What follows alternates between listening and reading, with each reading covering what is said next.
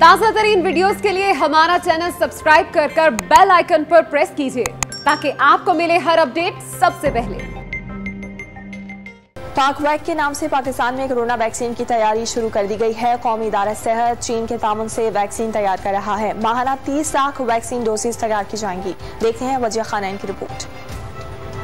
से बचाव के लिए पाक चीन ताउन जारी। पाकिस्तान में कोरोना वैक्सीन की तैयारी शुरू कर दी गई है। कौमी इदारा सेहत चीन की मल्टीनेशनल कंपनी और कैंसाइनो के ताउन से वैक्सीन तैयार कर रहा है। NIH में तैयार करदा वैक्सीन का नाम पाकवेक रखा गया है। रवा हफ्ते पाकवेक वैक्सीनेशन के लिए दस्तयाब होगी। मकामी सतह पर वैक्सीन की तैयारी वैक्सीनेशन के बड़े अहदाफ हासिल करने के लिए शुरू की गई है। पहले मरहले में पाकवेक की 1 लाख से ज्यादा डोजेज तैयार की जाएंगी, जबकि NIH की माहाना पैदावारी सलाहियत 30 लाख डोजेज हैं। पहली खेप की तैयारी के बाद दूसरी खेप मुकम्मल तौर पर पाकिस्तानी तिबी माहिरीन तैयार करेंगे। पाकवेक की खतबी मंजूरी ड्रैब देगी। Wajiha Khan, ton news, Islamabad.